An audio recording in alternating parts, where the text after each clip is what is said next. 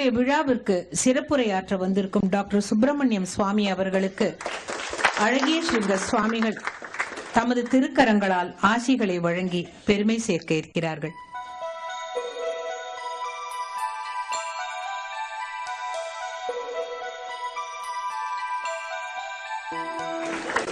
சிவனார் மனம் குளிர உபதேச மந்திரம் இரு செவியிலும் உரைத்தவன் முருகன் சுவாமிநாதன்.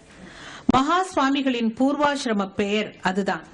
அந்த சுவாமி சொல்ல இந்த சுவாமி சுப்பிரமணியமும் கேட்டுக்கொண்டு மேற்கொண்ட முயற்சியின் பயனாகத்தான் இன்று நாம் எல்லோரும் மிக எளிதாக கடவுச்சீட்டு விசா பெற்று கைலாசத்திற்கும் மானசரோவருக்கும் யாத்திரை செய்கிறோம் என்பது எத்தனை பேருக்கு தெரியும்? பெரியவா அனுகிரகத்தால் சுப்பிரமணியம் சுவாமி அவர்கள் சீன அரசுடன் பேச்சுவார்த்தை நடத்தி ஒரு கருவியாக இயங்கி இதனை சாதித்தவர். பெரியவா பற்றிய தமது உணர்வுகளை நம்முடன் பகிர்ந்து கொள்ள திரு சுப்பிரமணியம் சுவாமி அவர்களை உரையாற்ற அழைக்கிறோம். Swamiji, Honorable Dr. Badrinath and Mrs. Badrinath, assembled here, our society's most eminent people. I am truly humbled by this invitation because I know that many of you have had long association with Paramacharya. I was the least likely to be his devotee. I was brought up in North India, in Delhi. I went to school and college there. I went to a convent school. Then I spent almost 8 years in America at Harvard University. And by the time I came back to India, I was almost 30 years. So with absolutely no contact whatsoever, I had not even heard his name till 1968. It was a chance meeting. The students of the university who were in my class had invited me to the dormitory, and one of them was an Indian, and he asked me whether I would come to his room before going to the function.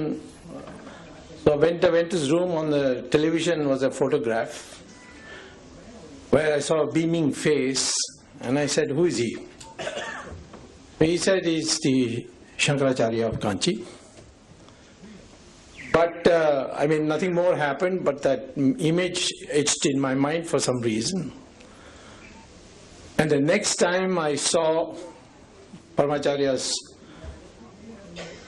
vision, I can say his picture, was when I was coming in during the emergency from the United States to make a daring entry into Parliament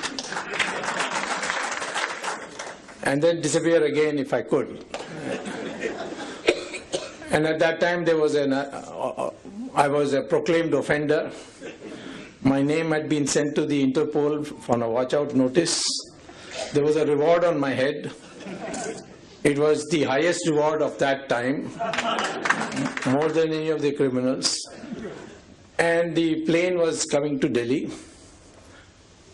And my plan was, which everybody thought was mad, was that without luggage, I will just get down and walk through the airport as if I was a visitor in the airport. Of course, I was dressed in kurta pajama, looked like a youth congress ruffian. And I got down. Just as the plane was about to land, I again saw Paramacharya's photo. And I walked in. It's unbelievable that such things can happen, but I just walked in. I walked into the immigration. The policeman was sitting there, the immigration officer looking there. I had my parliament pass with me. I just put it out. And they assumed I must be a congressman, so they all saluted me. And I took a taxi and went and registered in a hotel. After that, of course, after a few days, I went into Parliament and again disappeared and went back to the United States. But I made one resolve that I must one day go and see him as soon as the emergency is over. I had no idea emergency would get over so soon. But I made a decision. So when in 1977 the Janata had come to power, the Tamil Nadu elections to the assembly took place after the parliament election. So I was on a tour and I was passing through near Kanchipuram and I saw a hut and lots of cars and people. So I asked my party people, what is going on here? He said, no, the Paramacharya is sitting here. He's not in his mud, but he's in this hut. So I said, oh, then let me go and see him. So I went there and he was sitting there. A lot of people were there. There was a well also between us and him. And I went and stood there and peeped there. He saw me. He suddenly got up, turned his back, went inside the hut and shut the door. So I said, obviously he doesn't like me. So let us go. So I moved on to go back to the car. Just as I reached the car, one of his people came running and said, Periva Kupadrar. So I went back and he asked me in Tamil, உனக்கு யார் அதிகாரம் கொடுத்தா போறதுக்கு? So I told him, that time my Tamil was much worse than it is today. I told him, நீங்க உள்ள போயிட்டு கதவு மூடிட்டு பிடிக்காதுன்னு நினைச்சு நான் கிளம்பிட்டேன். He said, no, அப்படி இல்லை, இது பார்க்கறது, இது தேடுறதுக்காக போனேன். He took out a paper cutting. It was from a magazine called Dinamani Kadir. It was in Tamil. He said, can you Tamil padikka theriyuma? I said, yeah, I can enough. So I read it. There was a photograph of me and there was a question, Subramanian Swamy Tamilanar. So he's given a reply, the editor, that Ama Sholavandan Node, Nindvandavar. So he asked me, Nidane Adu? I said, Ipopola. So I went away. Then after a month, almost the campaign was finishing, I was again passed by. And he was in the same place. So I said, let me go and see him again. This time when I came, he asked everybody to leave. And then he started talking. He spoke about political events, international events, and he spoke to me for 1.5 hours. And he said so many things, you see. He said, will you be a minister? Because I had not become a minister and I was very unhappy I was not a minister. I was the leading campaigner against the emergency and the Janata government because of personal animosities of some people. I was blocked from becoming a minister. So obviously it was on my mind, but he read my mind. He said, did you minister idea? I said, no. Padavi pinnala varum. Nee padavi pinnala odada, padavi pinnala varum. And I followed that after that. And I'm telling you, that's why in politics I give everybody tension, but I have no tension.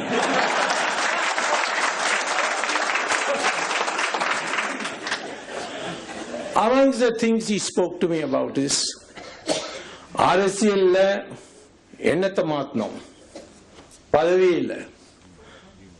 So I looked puzzled, then he said, E.V. Ramaswamy Naikar per kettikya? I said, yes, nalla aal illa.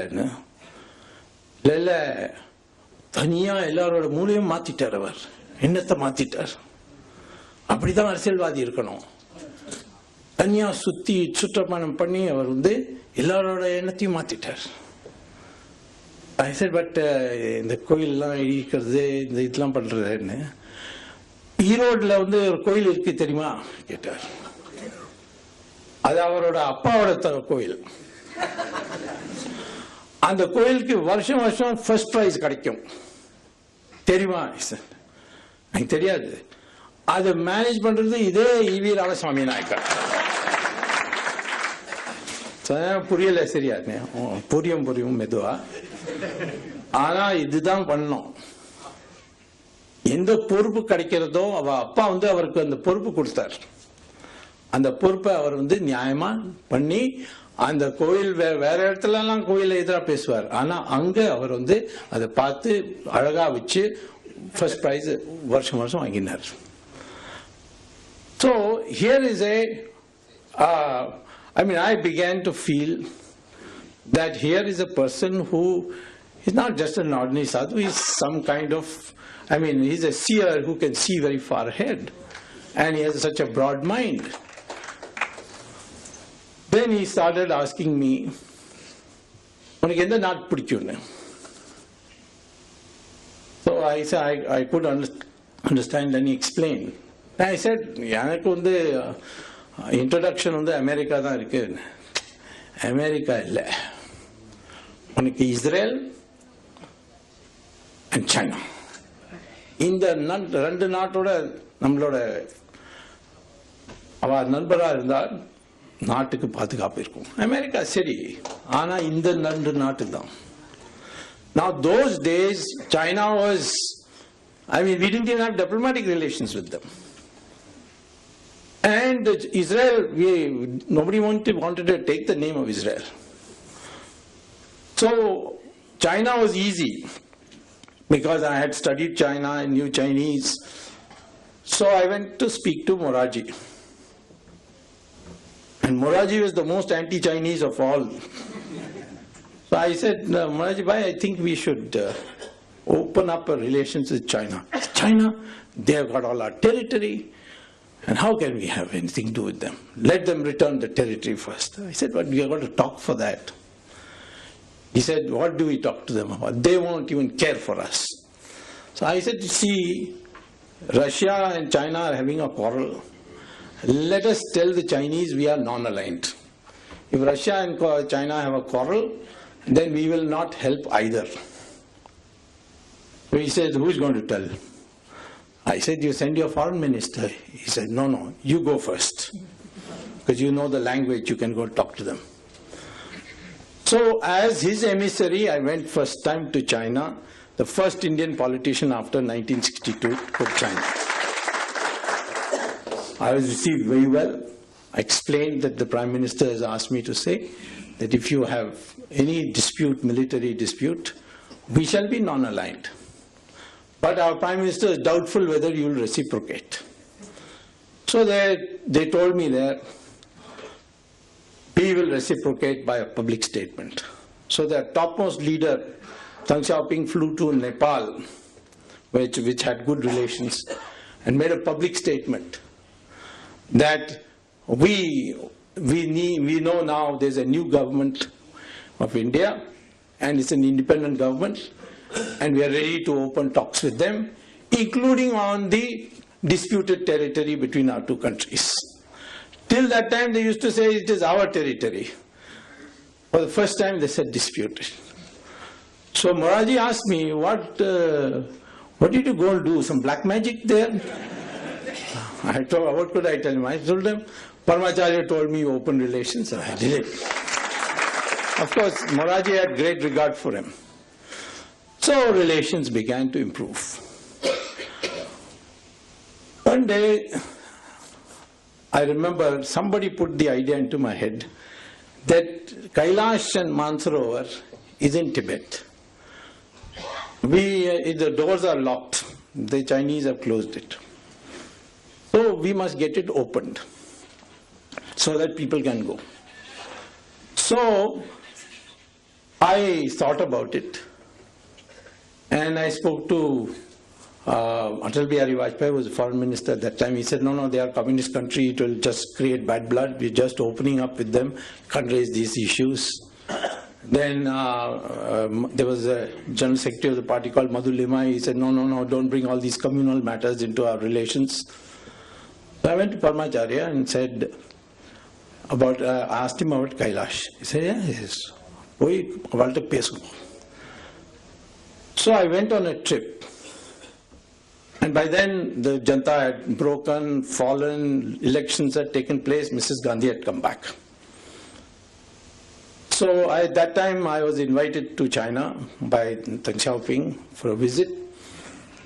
So before going, I talked to the External Affairs Ministry and all that, and I told them that I'm going to raise this issue of Kailash. They said, no, waste of time, they'll never agree.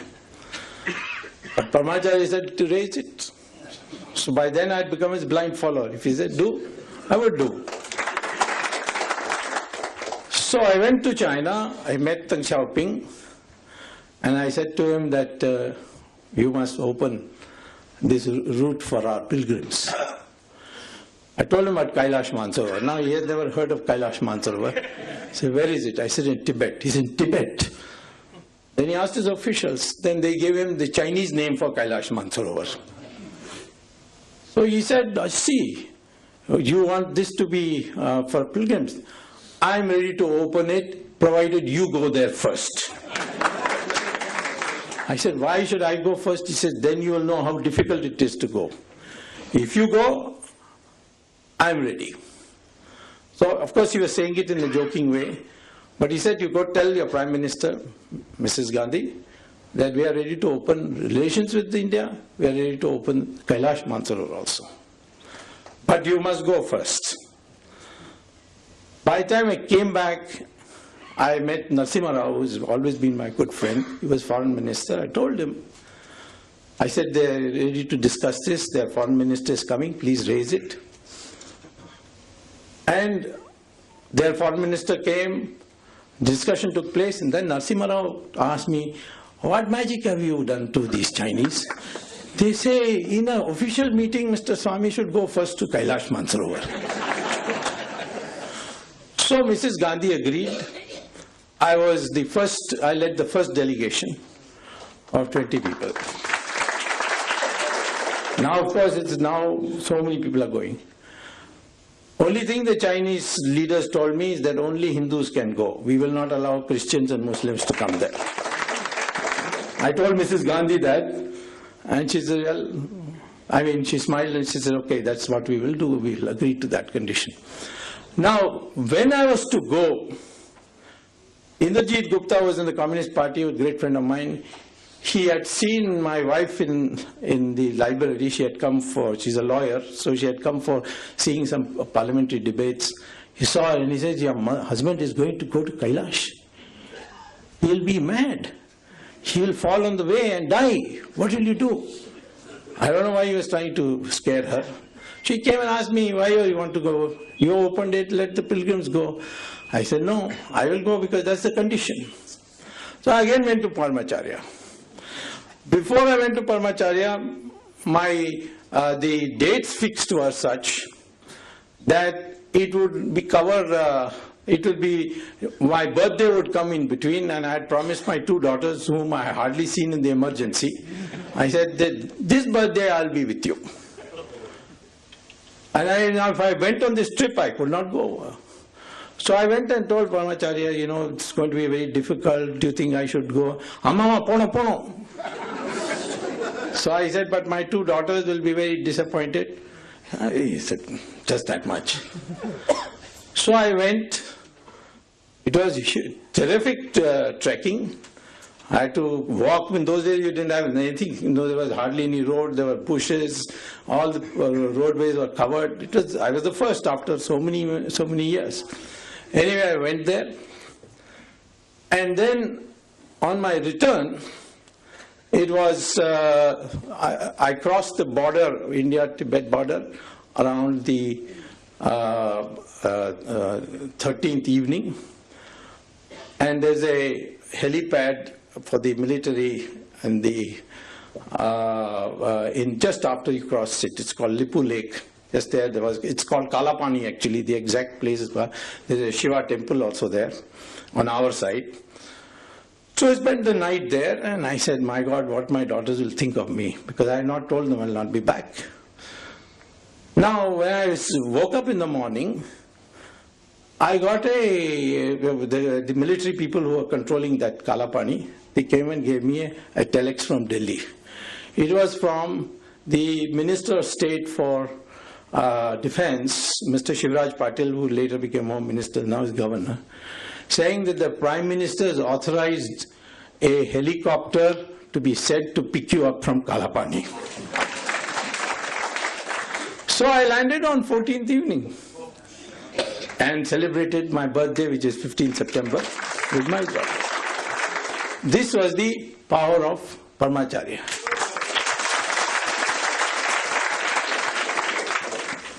Then in 1988, I decided to go to Kachatibu because these fishermen were going on giving me petitions that the Sri Lankans are firing on us, they don't let us. The best prawns are available on the around the in that island, around that island. So they go fishing there, and then the Sri Lankans used to fire on them. So I said, okay, because it was part of our treaty when we gave Kachativu that the fishermen can fish there, dry their nets there, and there was a church also there, St. Anthony's. So in fact on St. Anthony's Day you could go and worship there for Christians and all that. So I told the fishermen I'm ready to come. So I announced that I would go. So I landed up in Madurai to go to Rameshwaram, then to take a boat and go to Kachatibu. And when I landed in Madurai, the then DGP of Tamil Nadu Police, a man called Ravindran, called me up and he said, the Chief Minister has asked you to be arrested. So I said, arrested what? This is to prevent you from going there. There will be some galata, the LTT people are very active there, they will kill you and all that. So I said, then how am I responsible? If they are responsible, do something to them. He said, no, we are putting you up in Tamil Nadu hotel and you can't leave it unless you promise to go back to Delhi. Otherwise you will be there. So I was put up there for 2 days. After that I was getting bored. So I finally phoned up the DGP and said, I'm ready to go back to Delhi. So he said, okay. And I said, what is this? I mean, Kachativu, your farmers, the fishermen are suffering. He said, this is, you know, how it is. There's a lot of politics, and MGR is good friends with Prabhakar, and at that time he was. And therefore, you know, you can't go. So I came back and I was about 6 hours left. So I said, let me go to Kanchipuram and tell Paramacharya this. So I went to Paramacharya, I said, Kachativu Portka Vata and Rolla put in the jail put. Said, you never know na Delhi la poi Supreme Court la case pod. I said, arresting Tamil Nadu police and go to Supreme Court. But he has said it, so I went. I told my wife, who normally does all my drafting work, because she's a lawyer. I said, listen, I have to put a case against my arrest in the Supreme Court. She said, don't be crazy. You go to a magistrate in Madurai and file a case there, or a sessions judge, but you can't go to Supreme Court. They'll make fun of you, they'll put costs on you, so on. I said, Paramacharya said, so you draft. She said, I will be insulted. People will say, what kind of a lawyer you are? You allowed your husband to file such a ridiculous petition. So I said, you don't come. You file it, give it to me, and I'll go and argue. So anyway, she came, and when I sat in the court, 15 minutes before the judge came, it was Justice Venkatramaya, all the other lawyers who know me, senior lawyers, he asked me, why you come? I said, the MGR arrested me in Madurai, so I've come to challenge that. He said, you come to Supreme Court, they will rebuke you, they will, the judges will put a fine on you. I mean, this is, total lack of respect for the Supreme Court. I said, I can't do it. I mean, I can't help it. I've decided to do it. Now in comes Venkatramaya and sits, and at that time the government Solicitor General was a man called Kuldeep Singh. He later became a judge himself. So he got up and said, Your Lordship, this petition is an insult to the Supreme Court. I mean, some arrest is taking place, he's coming straight to Supreme Court without even going to the magistrate there. So Venkatramaya says, Mr. Kuldeep Singh, why was he arrested? So Kuldeep Singh taken aback. Tomorrow you'll arrest all the Tamilians in Delhi and say, go back to Tamil Nadu. Now Kuldeep Singh couldn't understand. So he said, no, there was a danger to his life from LTT. He said, then arrest the LTT people. How you arrested him? So then Kuldeep Singh said, please give me 24 hours. I'll take instructions from the government and come back. Next day he came back and he said that I have been asked to convey by the Prime Minister, that time Rajiv Gandhi, that Mr. Swamy can go and we'll make arrangements. So I went back. I told Paramacharya that, I have been successful and all. He said, yes, go on, go. But I always used to see Paramacharya with my shirt on, so that Pujari, and that man was standing next to him, said, Chattar Tungo. So Paramacharya said, hey, Vadra Maire, you are Ungamaliyu case poturar.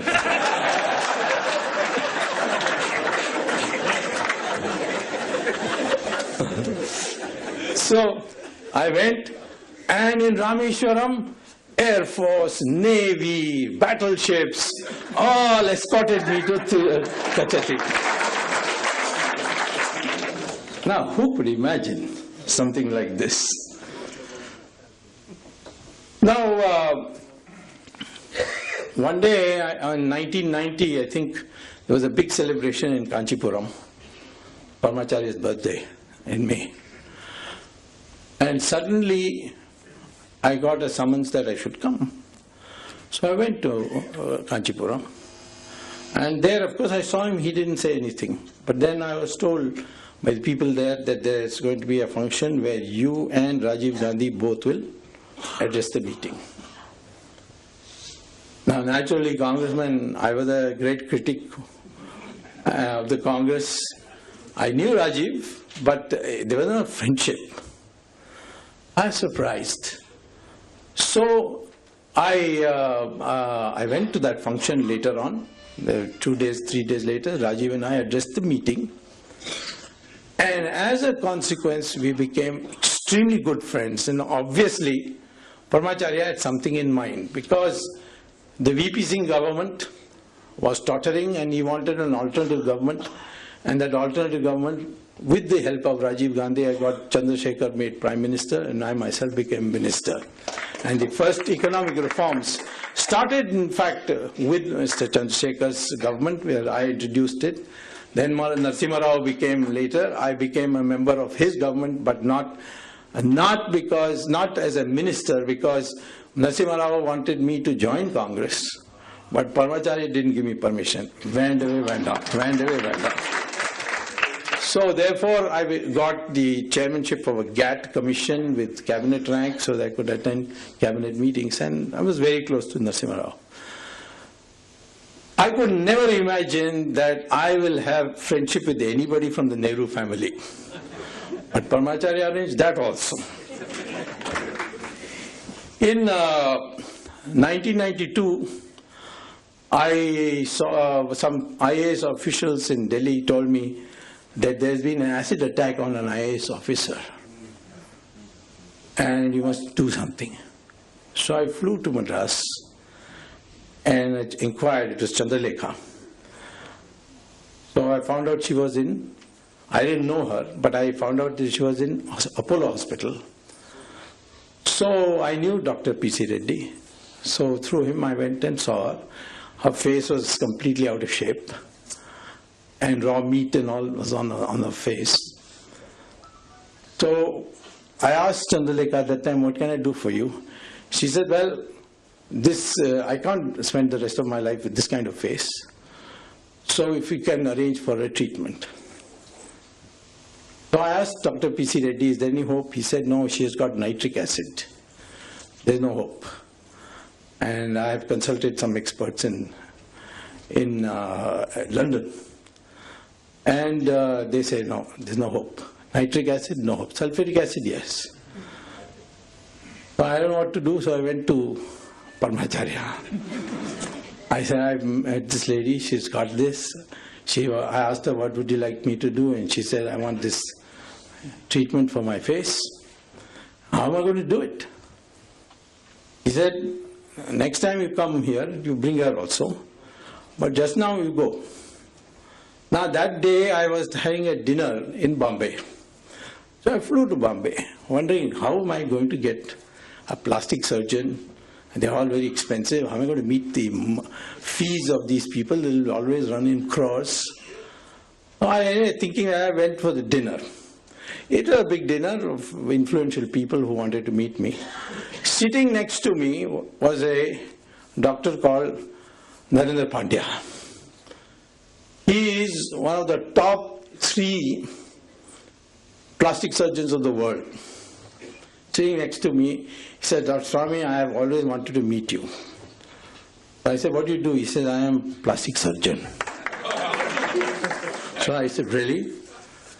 Then I said, I've just seen a lady in Chennai who has got acid attack, and therefore her case is completely.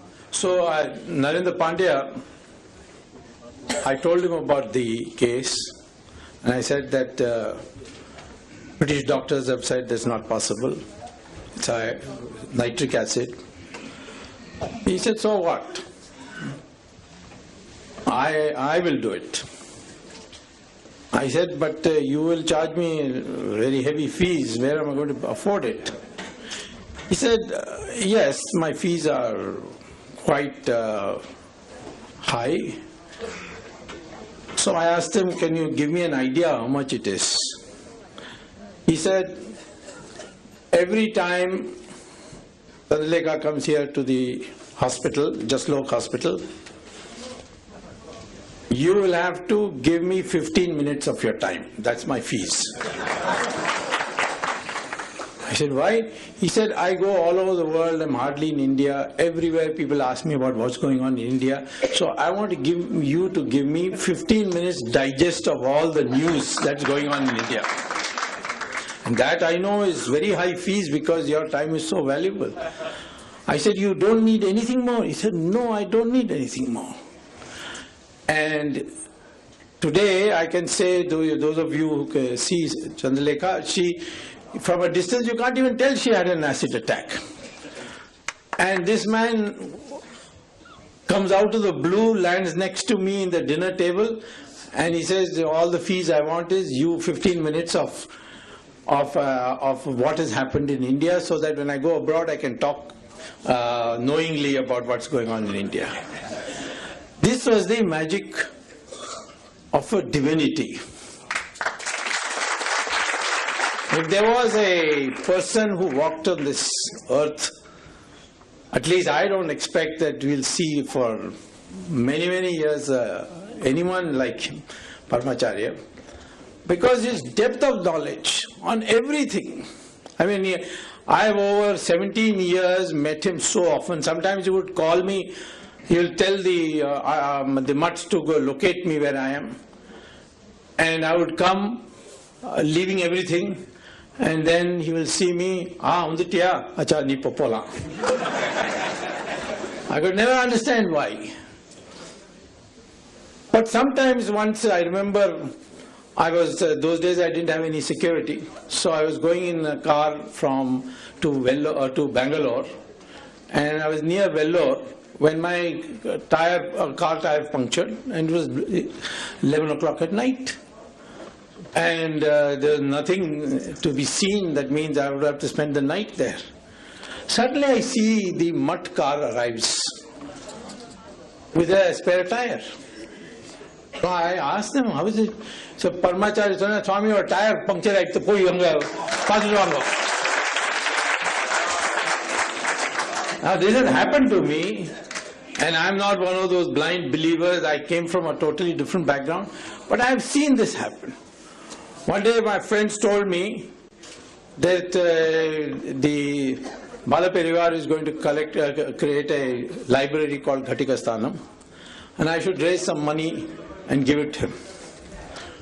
So I collected money as I could and gave them a check. Made out a check and I gave it to Paramacharya.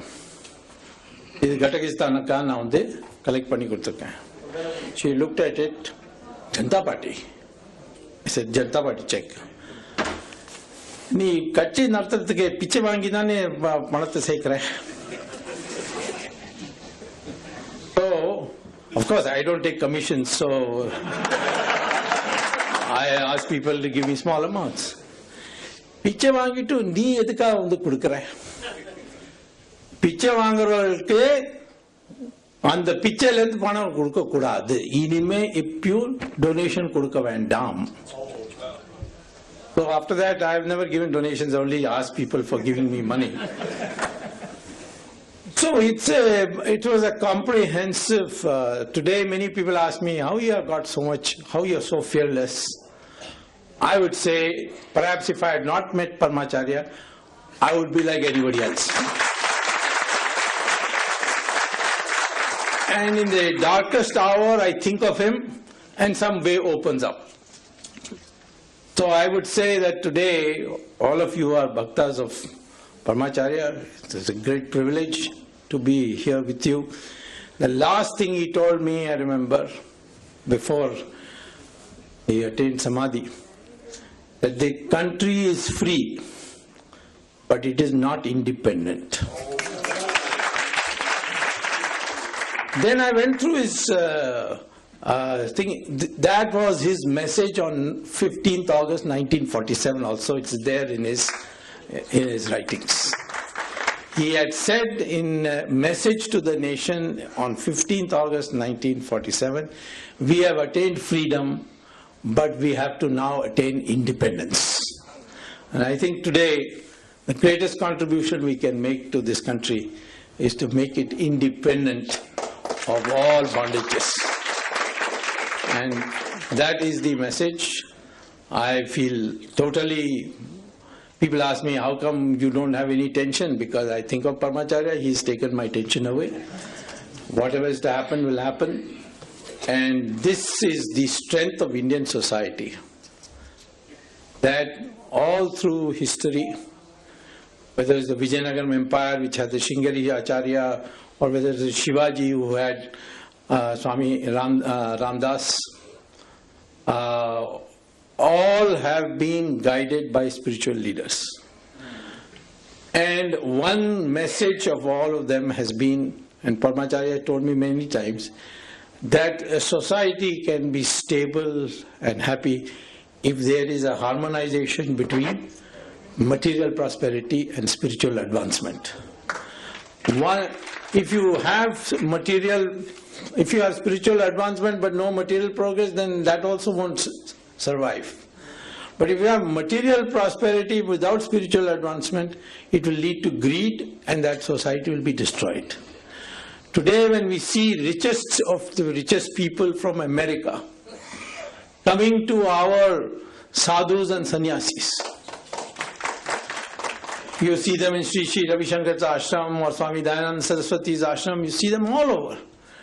Why? Because in order to attain true happiness, we must be able to blend or harmonize material progress with spiritual advancement. That is the strength of India, that is its history, and that, in my opinion, is the bottom line message which I got from Sri Paramacharya. Okay.